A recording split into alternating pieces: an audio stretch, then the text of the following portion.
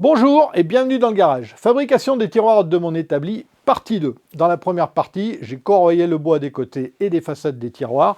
J'ai dégauchi les bois, je les ai rabotés et j'ai peaufiné leur géométrie aux petits oignons à la planche arcalée. Si vous avez raté ça, ça se passe dans cette vidéo dont le lien est ici et dans la description en dessous. Dans cette seconde partie, je vais assembler les côtés des tiroirs aux façades avec des queues d'aronde. Allez, c'est parti, on s'en était arrêté là. Donc l'idée, c'est d'utiliser un rabot pour pouvoir parfaitement rectifier cette face-là. Donc, je la mets en contact ici et je rabote.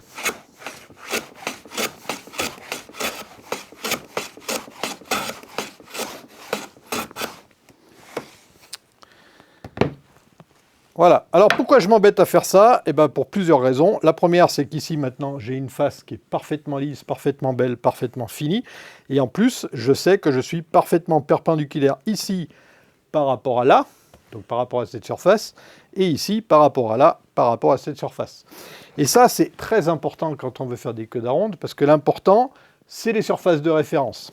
Si on veut faire du bon travail, il faut commencer par ça. Et les queues d'aronde, je ne vais pas les faire traversantes, c'est-à-dire que l'extrémité de ce bois ici ne va pas arriver ici, mais il va s'arrêter quelques millimètres avant. Ça va permettre d'avoir une façade bien uniforme, et les queues d'aronde seront visibles que sur les côtés. Et pour pouvoir faire des queues d'aronde, il y a un sens. Parce qu'en fait, l'effort du tiroir, il va être fait au moment où on tire ou au moment où on pousse le tiroir. Ça veut dire que les queues d'aronde, il faut les faire ici. J'ai de la chance, j'ai un très bon exemple ici. Regardez ce tiroir. C'est pas moi qui l'ai fait, hein. Ici, il y a des queues d'aronde. Je vais zoomer un petit peu. Vous voyez, donc ici, c'est la façade. Ici, c'est le côté. Vous voyez que les queues d'aronde, elles ne sont pas débouchantes. L'effort du tiroir, il va être fait quand on va tirer ou quand on va pousser. Et c'est pour ça que les queues d'aronde sont ici. Si on les avait mises dans l'autre sens, elles contreraient un effort dans ce sens-là. Et ça ne servirait pas à grand-chose. Donc, effectivement, il faut faire les queues d'aronde sur les côtés et les contre-queues sur la façade. Alors, on va voir tout de suite comment on va faire ces queues, ces contre-queues, mais avant ça, je voulais juste vous expliquer. Pour rappel, les tiroirs sont débouchants, les façades sont apparentes donc des deux côtés. Et pour pouvoir faire mes premières queues d'aronde, au cas où je me plante, je vais commencer par les tiroirs qui sont derrière ce placard. Pourquoi? Parce que ce placard, il a un fond, derrière il y a des tiroirs, et donc il y a un côté qu'on ne verra pas. Et si on ne les voit pas, et que je me plante sur les premières queues d'aronde, ça m'arrange de les planquer là-bas au fond. Ici, on est derrière le placard, donc les deux tiroirs les plus petits, ce sont celui-ci et celui-là. Celui-là fait 70, celui-là fait 120, et ceux-là, ils font 160. Donc, ça veut dire que je vais commencer par le tiroir de 70, je vais faire mes réglages pour les tiroirs de 70, et donc si je me plante, donc ça sera dans la paroi du fond là-bas, on ne la verra pas beaucoup. Une fois que les réglages seront faits et ils seront bons, je pourrai faire les autres façades, celle-ci et puis toutes les autres là. Et ensuite, je ferai la même chose pour les tiroirs en 120, réglage d'abord au fond. Ensuite, tous les tiroirs en 120. Et pour les 160, je serai rodé. J'espère que je ne ferai pas d'erreur. Parce que là, il n'y a pas de façade cachée. Et si je parle de réglage pour mes queues d'aronde, c'est parce que je vais utiliser ce gabarit. Ce gabarit-là, j'en ai fait une vidéo complète qui fait presque 1 heure. C'est un peu long, mais j'explique comment le fabriquer en détail et comment le régler. Donc je ne vais pas revenir dessus. Vous pouvez voir le lien vers la vidéo dans la description de cette vidéo-ci. Donc ce gabarit, il s'utilise avec une défonceuse, une fraise à queue d'aronde, des bacs de copiage et aussi une fraise droite. On va voir comment tout à l'heure, je vous rappellerai les grandes lignes. Le gabarit, comme je l'ai fait moi, je l'ai configuré pour être compatible avec cette fraise à queue d'aronde et une fraise droite de 8 mm et également une seule bac de copiage de 17 mm. Donc je vais commencer par faire les queues d'aronde. Alors pour ce gabarit, les queues d'aronde, elles se font avec la fraise à queue d'aronde du côté du peigne droit. Et pour faire les contre-queues, il faut utiliser la fraise droite du côté du peigne en forme de queue d'aronde. Tout ça, c'est expliqué dans la vidéo. Vous pouvez revenir dessus pour les détails, bien entendu. Donc, je vais commencer par les queues d'aronde pour usiner mes côtés. Donc, quand j'ai corroyé mes pièces de 70 mm, par exemple, j'ai aussi fait des pièces d'essai qui vont me permettre de régler le gabarit et la défonceuse. Donc, je vais m'en servir maintenant. Mes façades font 20 mm d'épaisseur. Et les côtés, je voudrais les faire rentrer dans le bois de 15 mm. Ça veut dire qu'ici, je vais faire des queues d'aronde profondes de 15 mm. C'est le premier réglage que je vais faire. Pour usiner des queues d'aronde à 15 mm de profondeur dans le côté de mon tiroir, il va falloir que je mesure 15 mm à partir de ce bord ici. Et ce bord ici, vous voyez sur le gabarit, je vous le bascule pour que vous voyez bien, il va se positionner comme ça. Ça veut dire que le dessous du peigne ici, c'est le 0. Donc, Si je rebascule dans ce sens, le dessous du peigne ici, c'est aussi cette surface-là. Donc le 0 de ma défonceuse, je vais le faire ici. Donc mon 0, c'est cette surface-là. Le dessus du peigne, là où va s'appuyer la semelle, c'est ici.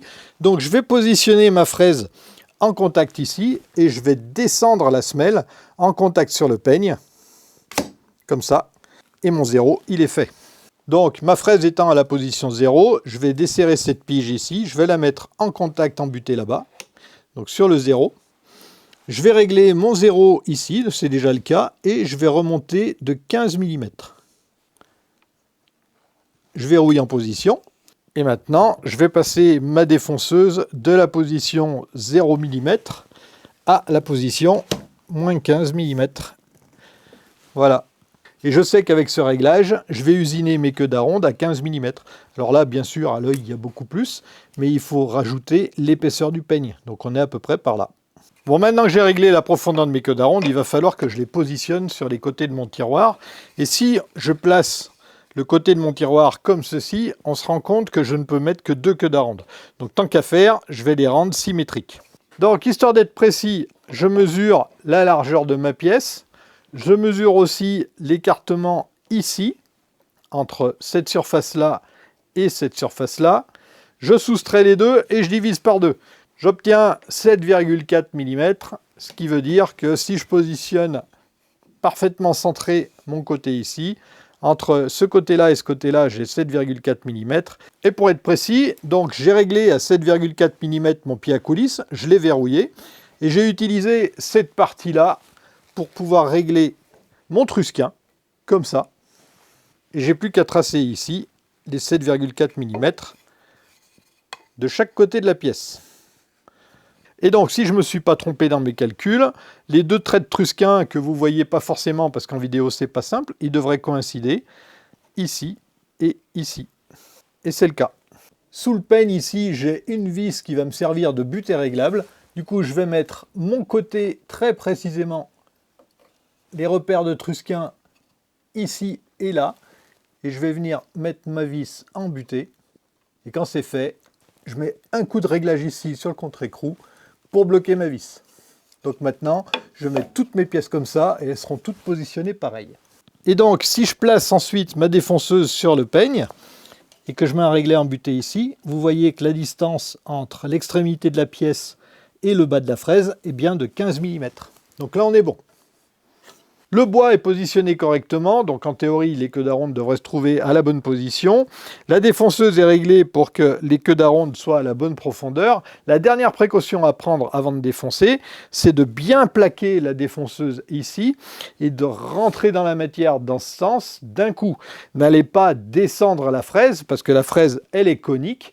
Et si vous la descendez dans le bois, et ben forcément, vous allez enlever trop de matière en haut.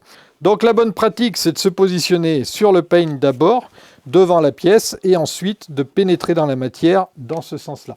Voilà. Donc dans cette configuration, malheureusement, même si j'ai une machine Festool haut de gamme avec un système d'aspiration très très bien pensé, dans cette configuration-là, ça ne sert à rien du tout. Donc c'est pas la peine de mettre les collecteurs de poussière. Ce qu'il faut mettre, c'est un masque.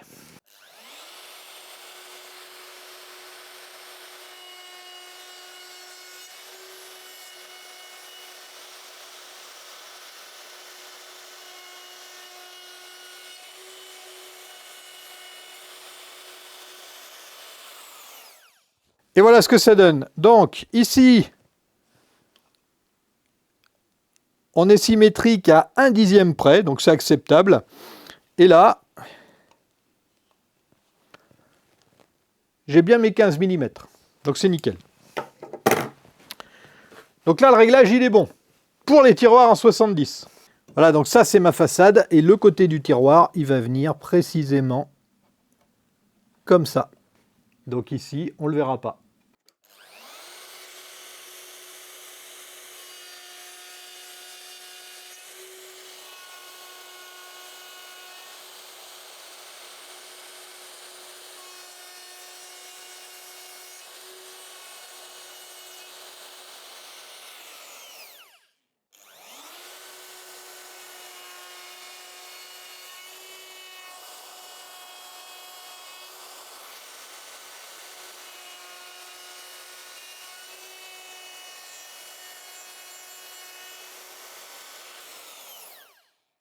Et voilà, vous voyez, avec ce gabarit, on peut reproduire des queues d'aronde à volonté. Donc maintenant, je vais faire les contre-queues d'aronde, et pour ça, je retourne le gabarit. Et je vais utiliser l'autre côté du peigne avec une fraise droite. Cette fois-ci, je vais utiliser une fraise droite de 8 mm et je vais garder ma bague de copiage de 17 mm. Alors, comme tout à l'heure, je vais centrer ma pièce, mais là, c'est un petit peu plus compliqué parce que je n'ai pas un peigne au bord parallèle, mais au bord qui s'écarte. Donc, comme référence, je vais prendre un point fixe et je vais prendre la distance entre ce point ici et ce point-là, c'est-à-dire là où la fraise de 8 va passer. Et la distance entre ces deux points, alors je me mets bien à l'extrémité pour être le plus précis possible, elle est de 46,6 mm. Je soustrais ça à la largeur de mes façades, et je ne l'ai pas dit tout à l'heure, mais elles ne font pas 70 mm, mais 68,1 mm, ce qui permettra donc au tiroir de rentrer dans les trous de 70 sans problème. Donc les 40C de code, c'est 20,5, ce qui fait, divisé par 2, 10,25, donc 10,2 on va dire. Voilà. Comme tout à l'heure, je règle mon trusquin. Alors ça, c'est toujours compliqué avec deux mains. Maintenant, je vais reprendre ma cote, non pas sur cette face, mais sur celle-là. Vous allez vite comprendre pourquoi.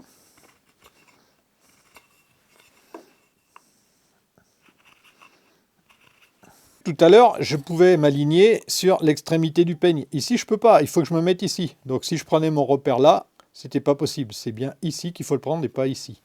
Donc là, je vais aligner mon repère, je ne sais pas si vous le voyez, avec cette face-là et cette face-là. Voilà, ici. Je vais régler ma vis de butée. Je vérifie. Un poil trop à droite. À l'œil. Hein. Là, je pense qu'on est pas mal. Et je règle mon contre-écrou pour verrouiller ma position. Maintenant, il va falloir que je règle la profondeur de la fraise. Alors là, ça va être très simple. Je vais positionner les côtés que j'ai usinés tout à l'heure. La profondeur, elle va être définie ici. Je mets bien en appui contre le peigne la pièce et je la fixe. Maintenant, je place la défonceuse sur le peigne. Je la descends, la fraise embutée, et je la verrouille. Et c'est fini. On ne peut pas faire plus simple et plus précis. Bon, maintenant, je peux positionner ma pièce ici. Elle sera bien placée. La défonceuse est réglée pour que ma contre-queue soit à la bonne hauteur. Mais il reste encore à se débrouiller pour que ma façade ne voit pas les queues d'aronde. C'est-à-dire que les queues d'aronde ne débouchent pas jusque-là. Et ça, ce gabarit-là, il ne sait pas faire en théorie. Si je promène ma fraise droite dans le gabarit, je vais bien usiner ma contre-queue depuis cette face-là jusqu'à cette face-là, puisque vous voyez qu'on peut aller assez loin. Et j'ai de la chance parce que regardez, ce qu'il faut que je fasse, c'est que je limite l'usinage non pas du côté la plus large de la contre-queue, mais du côté le plus étroit. Et si je regarde sur le gabarit, la partie la plus large, c'est là où la défonceuse va arriver. Donc il va falloir que je limite la défonce en profondeur par là. Et bien pour ça, je vais utiliser une règle, c'est ni plus ni moins qu'un bout de bois que j'ai raboté sur cette face, que je vais fixer sur le gabarit pour pouvoir limiter le débattement de la défonceuse dans ce sens-là. La défonceuse va suivre le gabarit, mais au bout d'un moment, elle va taper sur la règle ici, elle va être limitée, s'arrêter par ici, par exemple, la fraise. Je vais me déplacer par là et je vais revenir ici. Par contre, pour régler cette règle, il va falloir y aller à tâtons. Mais on peut quand même s'approcher de la vérité pour les réglages de cette règle. Cette face-là, elle sera en contact avec ce côté de la pièce, si je la positionne comme ça. Ça veut dire que si je veux me limiter à une défonce de 15 mm ici, et que si je place ma défonceuse avec la fraise en place sur la semelle et que je mets la fraise en contact avec cette surface-là, eh ben j'ai déjà la position de ma défonceuse qui correspond à un usinage jusqu'ici. Sauf que moi, je veux cette distance, moins 15 mm. Et donc, puisque je connais l'épaisseur de ma pièce et que je connais aussi la position de ma défonceuse à l'endroit où j'usine jusqu'ici, eh ben, il suffit que je la décale de l'épaisseur de ma pièce, moins 15 mm, comme ça. Voilà, donc j'aurai une approximation au millimètre, ce sera pas mal déjà. Ma façade, elle va faire 20 mm d'épais. Moi, je veux usiner des contre-queues de 15 mm. Ça veut dire que dans cette position, je dois me décaler de 5 mm comme ça, pour être à peu près à la bonne position. Du coup, la défonceuse, je ne peux pas la positionner ici parce que ça a déjà été usiné et la fraise, elle va rentrer dans les trous là. Donc je vais commencer à la placer là, comme ça. Je pousse la règle jusqu'à ce que la défonceuse soit embutée. Je maintiens la règle en place. Je fais la même chose de l'autre côté ici. Voilà. Et là, ma règle, elle est presque en place. Il faut juste que je la décale, elle aussi, de 5 mm par là. Je fais bien attention à ne pas bouger ma règle. Je place une équerre à combinaison ici. Tac. Et voilà. Et ben, je suis pile à 11 cm. Donc, je vais régler mon équerre à 10,5. Je la verrouille. Et donc maintenant, je peux positionner ma règle ici et là.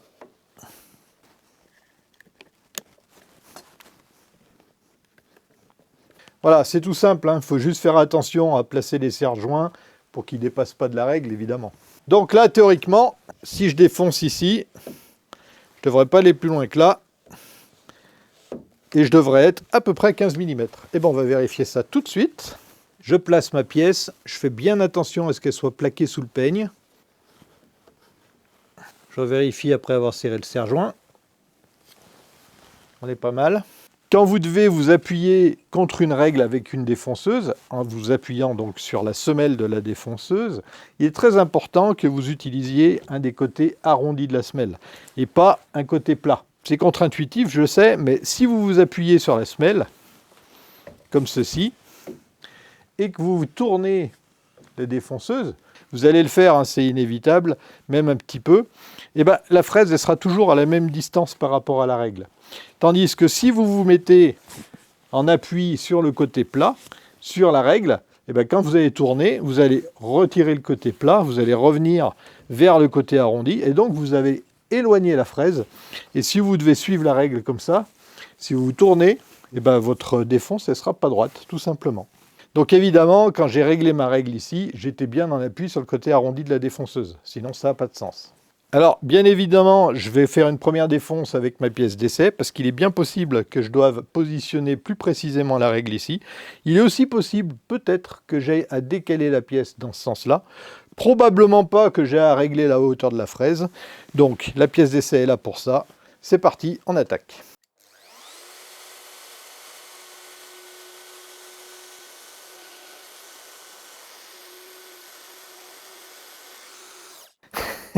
Dans la série Faites ce que je dis, pas ce que je fais, j'ai complètement oublié de m'appuyer sur le côté arrondi de la semelle de la défonceuse, et donc j'ai défoncé trop loin. Donc je coupe, je rabote et je recommence. La pièce d'essai, elle sert aussi à ça. Et voilà ce que ça donne. Donc on pourrait croire ici que ça a fonctionné, parce que j'ai effectivement un parement ici où je ne vois pas la queue d'aronde, et sur le côté, je vois que j'ai fait usiner mes trous pour les contre-queues. Sauf que j'ai tout fait à l'envers. C'est pas de chance, mais c'est aussi à ça que servent les pièces d'essai. Pourquoi j'ai tout fait à l'envers? Parce qu'en fait, je n'ai pas su positionner mes pièces dans l'espace. Ici, je vous rappelle, j'ai mis une règle là pour limiter l'usinage de ce côté-ci de la pièce. Sauf que c'est pas ça qu'il faut faire. Il faut s'imaginer que ma pièce, elle est comme ça, que je vais usiner en commençant ici et jusqu'au bout. Et donc, que je fasse mes pièces dans l'autre sens. Donc là, j'ai enlevé la règle qui se trouvait ici et je vais finir d'usiner cette pièce pour vous expliquer la suite. Vous voyez que là, je me rends compte que je me suis bien planté. Alors, le gabarit fonctionne, hein, vous voyez, ça marche très bien. Mais non seulement je me suis trompé au niveau du parement de mes façades, non seulement je me suis trompé sur le fait qu'avec ce gabarit, je pensais pouvoir faire des queues non débouchantes, mais en plus, quand je vous ai dit qu'il fallait que je règle la profondeur de la fraise en fonction de la profondeur ici, c'est complètement faux. En fait, il faut le faire par rapport à l'épaisseur de la pièce. C'est aussi pour ça qu'ici, j'ai un gros écart ici. Donc, il n'y a rien qui va. Bon, tout ça, c'est pas très grave, c'est que des pièces d'essai, c'est fait pour ça, et ça permet de réfléchir et de se rendre compte de ses erreurs et du coup de progresser. Qu'est-ce qu'on peut tirer comme conclusion ici? Déjà, la hauteur ici, il va falloir la régler autrement. Ok, la profondeur de la fraise. Ensuite, ma façade de tiroir, elle va être ici. Ça veut dire que si je positionne ma pièce comme elle a été usinée, Ça veut dire qu'il va falloir que j'usine depuis ce côté-là, jusque là, et que je bute de ce côté-ci.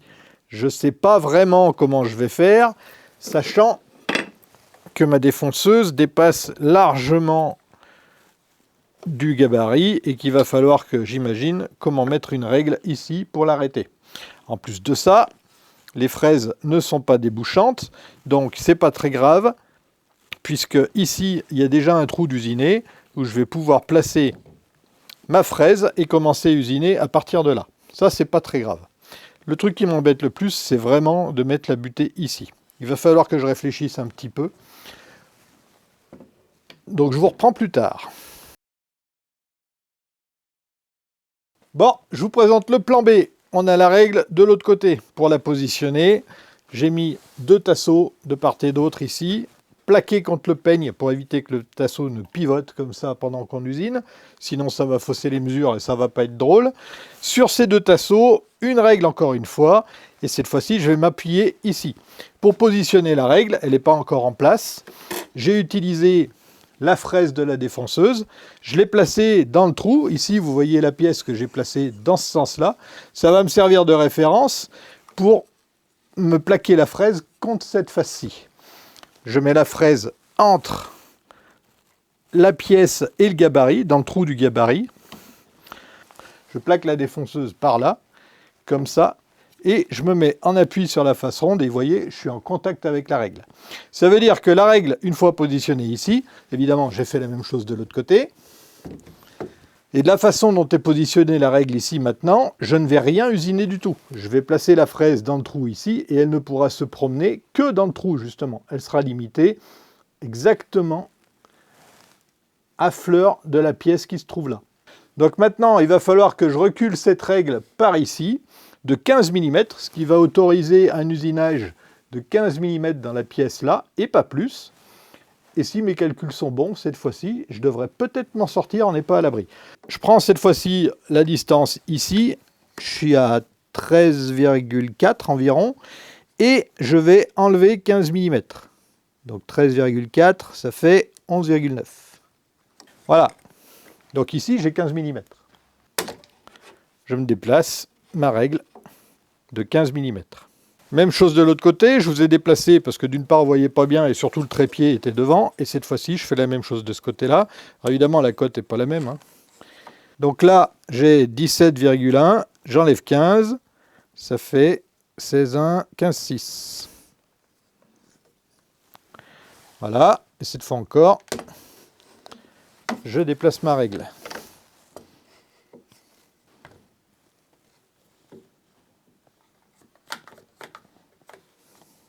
Alors, attention, rappelez-vous, ma façade ici, il faut que je l'usine un petit peu plus profondément que 15 mm. En fait, il faut que je l'usine de l'épaisseur du côté. Donc, il faut que je revoie le réglage de profondeur. Si je prends mon côté ici, en fait, la pièce qui va se trouver ici, la façade qui va se trouver ici, il faut que ma fraise descende d'une distance qui se correspond à cette face-là, plus l'épaisseur du côté. Donc, ici, c'est mon 0. Et il va falloir que je descende de l'épaisseur de mon côté. Donc je vais commencer par prendre le 0 sur la défonceuse, ce qui veut dire que l'extrémité de la fraise ici va devoir se mettre en contact ici. Donc ça c'est très simple. Je place la machine, je descends la fraise en contact, je verrouille, et là mon 0 il est fait. Et pour pouvoir descendre ma fraise d'exactement l'épaisseur de mon côté, je vais utiliser mon côté. Je vais mettre, hop, voilà, je vais libérer cette pige. Je vais remonter la pige exactement de l'épaisseur de la pièce en plaçant la pièce entre la butée ici et la partie mobile. Et je verrouille. Donc la distance maintenant ici, c'est exactement l'épaisseur de ma pièce. Il me reste juste à déverrouiller la machine, me mettre en butée, reverrouiller la machine et la profondeur de ma fraise est réglée. Donc si je reprends ma façade, la profondeur ici, on l'a réglée. La limite d'usinage pour pouvoir garder ma façade entière, on l'a réglée. Il reste à régler le positionnement des contre-queues. Parce que tel que c'est réglé, ça aussi c'est faux, vous voyez bien. qu'on n'a pas de pièce parfaitement à fleur, si c'est moins qu'on puisse dire. Donc il va falloir que je règle la vis qui me sert de butée là-dessous pour décaler les usinages de ma façade de manière à ce que cette face-ci et cette face-là soient alignées. Ce qui n'est pas du tout le cas ici. Allez, la pièce qui représente la façade est en place. En théorie, tout est réglé. La seule précaution qu'il va falloir prendre, c'est positionner la bague de copiage en appui ici au fond et ensuite descendre la fraise et on va pouvoir commencer. On serre les fesses et on y va.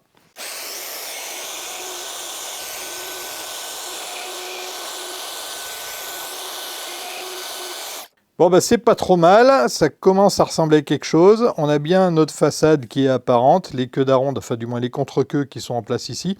Il va juste falloir que je reprenne les coins pour pouvoir tester, mais ça devrait aller, je pense.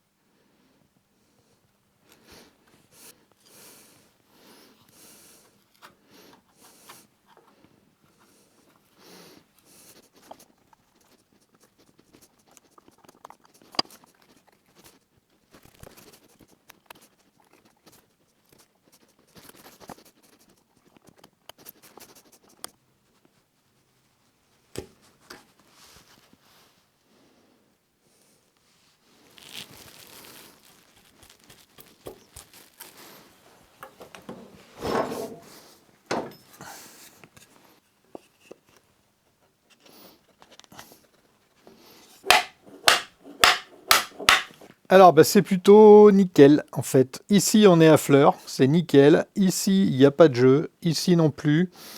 Il y en a un tout petit peu là, mais c'est très acceptable. Moi, ça me convient très bien. À l'intérieur, c'est pareil. Il y a un tout petit peu de jeu et encore, ça se trouve, c'est parce que un petit coup de maillet, ça va mieux. Non, bah c'est nickel comme ça. Moi, ça me convient très très bien. Allez, on peut attaquer la série.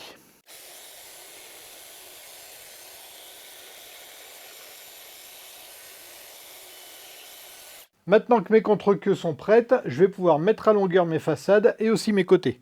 Et pour ça, je vais mesurer mes façades ici, des deux côtés. Et étant donné qu'on n'est pas dans un monde parfait, bah, il se peut probablement que j'ai une différence de code des deux côtés. Donc je prendrai la plus petite. Et je vais encore enlever 2 mm pour pouvoir faciliter le coulissement du tiroir. Alors ici, j'ai 59,15. De l'autre côté, c'est exactement pareil. Pour une fois, j'ai de la chance. Donc je vais enlever 2 mm. Ça va nous faire aller 58,9. Et pour ce qui est de la mesure des côtés, par contre, je vais prendre la profondeur du tiroir, purement et simplement, et je ne vais rien retirer du tout, parce que là, il n'y a pas de notion de jeu. L'idéal, c'est que les façades affleurent au bord quand le tiroir est fermé.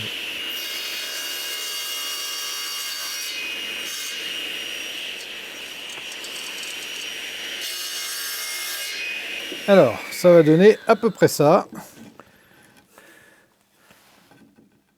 Voilà, c'est plutôt sympa, non ? Alors attention, tous les tiroirs font pas la même largeur. Celui qui se trouve là derrière, il va faire 54.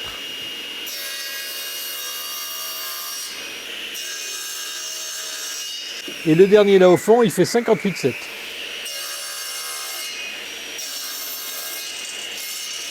En ce qui concerne la mesure du fond, il va falloir que je prenne la mesure depuis la façade arrière jusqu'à la façade avant ici. Et je vais y soustraire 2 fois cette cote.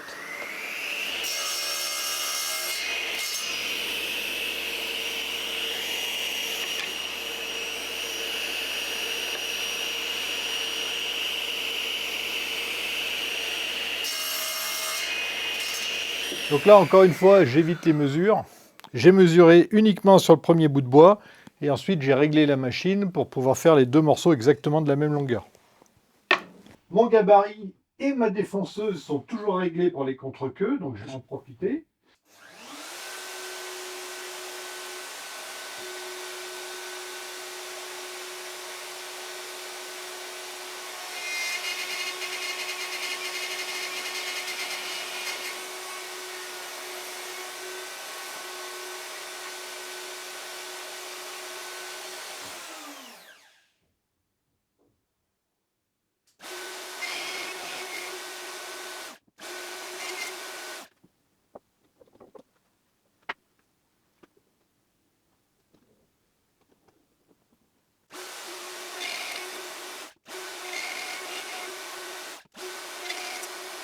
Et voilà ce que ça donne. Il n'y a rien de bien compliqué. Le seul piège dans lequel il ne faut pas tomber, c'est quand on usine un côté, il faut bien faire attention à ce que la façade reste toujours sur la même face, bien entendu. Sinon, vous avez une pièce qui ne sert à rien et en plus, vous passez pour un guignol. L'étape suivante, ça va être de reprendre les coins des queues d'aronde pour arriver à faire quelque chose qui ressemble à ça.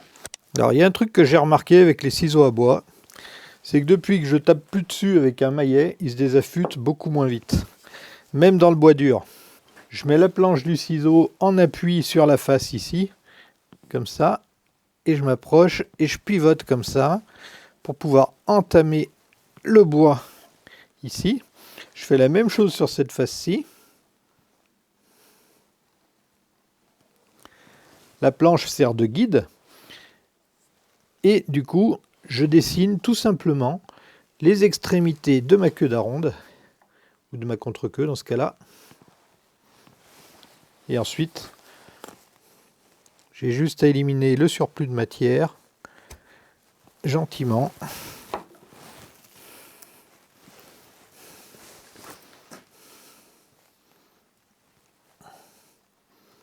Et j'obtiens quelque chose de super propre. Évidemment, il faut des ciseaux affûtés pour ça. De toute façon, avec des outils à main pas affûtés, vous avez dans les mains un outil dangereux. Avec un outil affûté, vous forcez pas, vous mettez l'outil exactement là où il doit aller, il n'y a pas d'à-coups, tout est fluide. Et c'est beaucoup plus sûr. Et paradoxalement, un outil affûté, c'est bien moins dangereux qu'un outil désaffûté. Pour les ciseaux à bois, comme pour tous les outils tranchants, il y a une règle d'or à suivre. Jamais vous mettez vos doigts sur la trajectoire du ciseau. Toujours derrière, si ça ripe, c'est pas grave. Dans le cas contraire, ça peut être dramatique.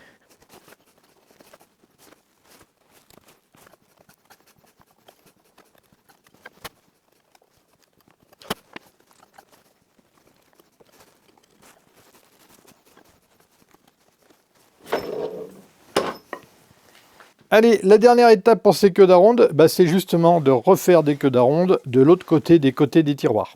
Et c'est très simple. Ce que je vais faire, c'est que je vais remettre ma pièce en place comme si je voulais usiner les queues d'aronde, mais avec les queues d'aronde déjà faites. Bon, c'est pas compliqué. J'ai juste à mettre la semelle de défonceuse sur le peigne, comme pour défoncer. Et ensuite, je descends ma fraise au fond de la queue d'aronde en contact, comme ça. Je verrouille la position de la profondeur de la défonceuse et ma fraise est parfaitement positionnée pile à la bonne position. Et voilà, et j'ai plus qu'à retourner ma pièce et l'usiner.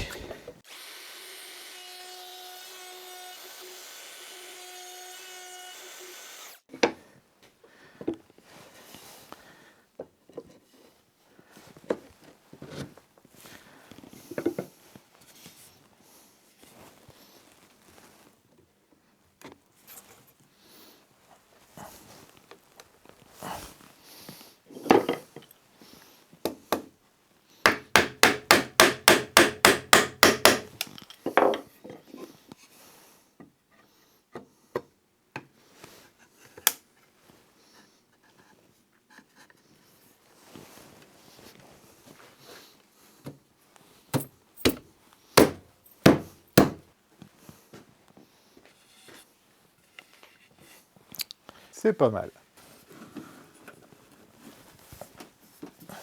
Et voilà ce que ça donne. Enfin, ce que ça va donner. Parce qu'il faut encore un fond à ces tiroirs.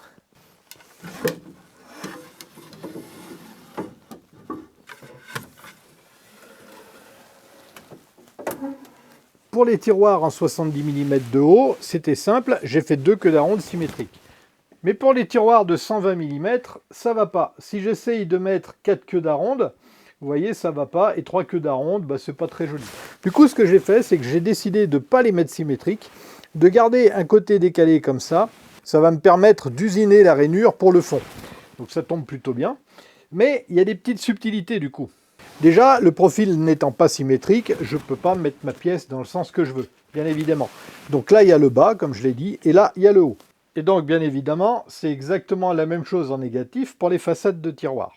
Pour usiner la pièce, j'ai fait comme tout à l'heure, j'ai usiné 4 contre-queues d'aronde ici, et puis pour ce côté-là qui est plus grand, j'ai ensuite décalé ma pièce par ici pour usiner la partie à droite, pour pouvoir prolonger l'usinage ici. Ça veut dire qu'ici, donc côté gauche pour moi et pour vous aussi, on a le haut du tiroir et ici on a le bas. Et maintenant, si je retourne ma pièce pour usiner l'autre côté, j'aurai toujours le bas du tiroir usiné ici et le haut ici, parce que ma pièce n'est pas symétrique.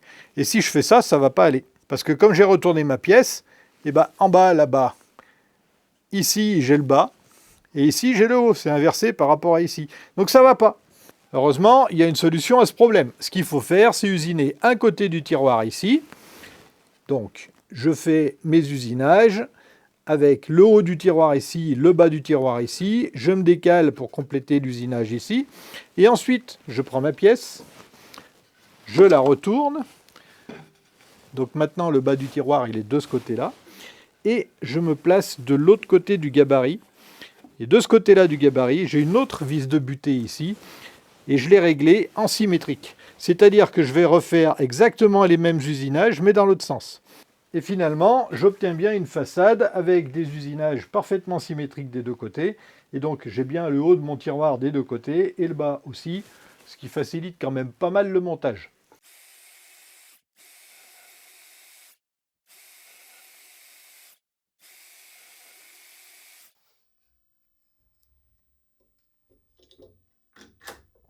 Maintenant, je vais faire sauter cette partie-là.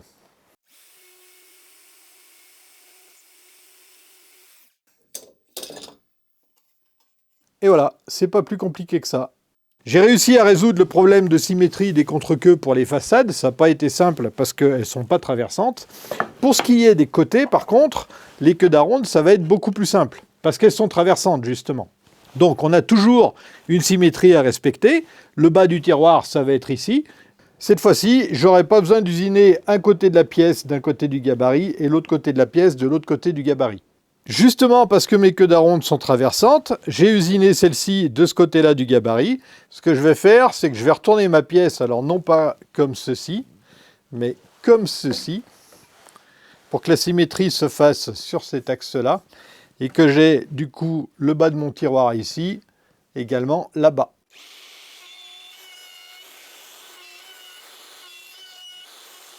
Et voilà, mes queues d'aronde sont bien placées par rapport à celles d'en face.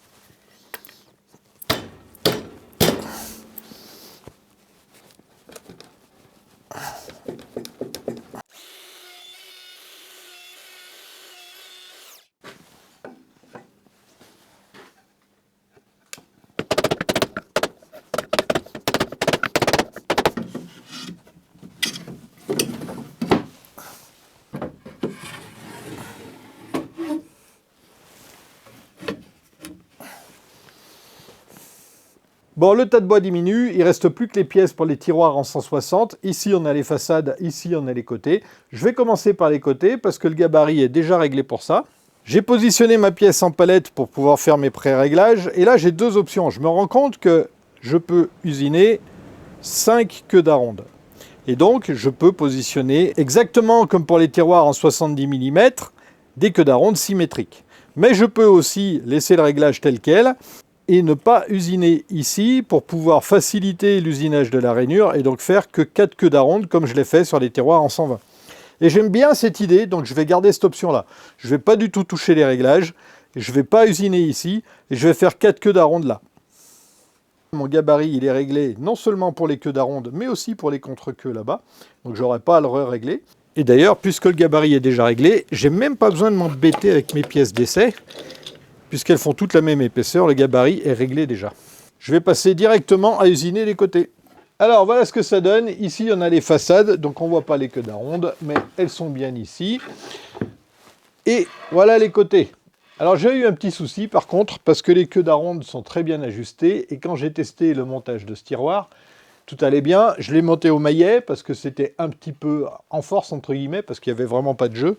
Et quand je l'ai démonté, je l'ai démonté aussi au maillet et j'ai eu une rupture. Alors certes, le montage était vraiment serré, mais il y avait aussi une faiblesse dans ce chêne. Alors c'est pas grave, hein, je vais recoller ces deux pièces ensemble, et une fois que le tiroir sera monté et les queues d'aronde collées, ça bougera pas, il n'y aura aucun problème. Et voilà, donc globalement, ça donne ça sur l'avant de l'établi. Donc l'établi est en hêtre, les façades ici sont en frêne, celles-ci sont en noyer. Et vous pouvez voir ici les queues d'aronde, donc ici le frêne, ici le chêne. Et vous pouvez aussi voir aussi, bien sûr, que notre tiroir n'a pas de fond. Donc ça, c'est le sujet du prochain épisode. Mais en attendant, on va passer au bilan. Fabriquer ces queues d'aronde sans erreur n'a pas été simple. Déjà, avant même de commencer, j'ai dû réfléchir à comment les positionner pour que ça ait du sens, mécaniquement parlant. Je vous en ai parlé au début de la vidéo. Ensuite, il y a le gabarit maison. C'est pas la première fois que j'utilise ce gabarit à queue d'aronde, et comme toujours, j'apprécie sa précision. Mais il n'est pas simple à utiliser, il faut avoir en tête son principe de fonctionnement, et je vous cache pas qu'avant de m'en servir pour ce projet, j'ai revisionné la vidéo de la fabrication de ce gabarit, et en particulier la partie où j'explique comment s'en servir. Ça m'a fait du bien de me remettre les idées en ordre. Comme quoi, hein, les tutos sur YouTube, c'est bien pratique. Sur la vidéo que vous venez de voir, vous avez l'impression que je maîtrise le sujet. Alors c'est vrai après le projet, mais pas au début, croyez-moi. Méfiez-vous de YouTube, on croit souvent que ce qu'on voit est facile et simple, mais ça, c'est la magie du montage vidéo. Pour ma part, comme vous avez encore pu le constater cette fois, j'ai pris le parti de vous montrer systématiquement quand ça va pas, parce que c'est quand on se trompe qu'on progresse. À la fois sur la pratique et sur le raisonnement. C'est essentiel de se tromper pour progresser, on se remet en question, et donc je trouve idiot de ne pas le montrer. Et malhonnête aussi d'ailleurs. J'ai poussé ce gabarit dans ses retranchements parce que j'ai décidé de l'utiliser au-delà de ce pourquoi il est conçu. Le gabarit n'est initialement pas fait pour fabriquer des queues d'aronde non débouchantes, et malgré un premier essai infructueux, j'ai trouvé un moyen d'y parvenir. La seule limite à cette méthode, c'est qu'il faut finir les queues d'aronde au ciseau à bois, c'est pas trop contraignant. La seule limite de ce gabarit à queue d'aronde, finalement, c'est que la largeur des queues, elle n'est pas réglable. Elle est définie à la conception, et pour le coup, je suis plutôt satisfait du choix initial des dimensions. J'ai fait des queues d'aronde sur des bois de 70, 120 et 160 mm de large, et dans les trois cas, j'aime bien le résultat final. Esthétiquement, ça passe super bien. Il y a plein de détails auxquels il faut faire attention tout au long du process de fabrication des queues et des contre-queues. Il faut bien peaufiner les réglages, faire attention au sens des bois, usiner aux bons endroits, etc. Au total, plein de pièges dans lesquels on peut tomber, mais en étant méthodique et concentré, j'ai pu venir à bout des 12 tiroirs, soit 48 bouts de bois, soit 96 côtés de bois à usiner sans une seule erreur. Donc finalement, ça se fait bien. Mais il faut être rigoureux.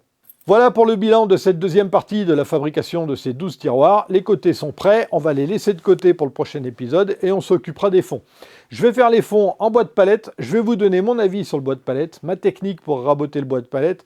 On va aussi utiliser la toupie, je vous en dis pas plus pour l'instant. Pour ne pas rater la suite, le mieux c'est de vous abonner et d'activer les notifications. En attendant le prochain épisode, si vous avez loupé le début de la fabrication d'établi qui reçoit ces tiroirs, il y a là une trentaine de vidéos qui vous tendent les bras. Donc il est maintenant temps de se quitter et en attendant de vous retrouver, je vous souhaite de bons bricolages et je vous dis à la prochaine dans le garage. Bisous!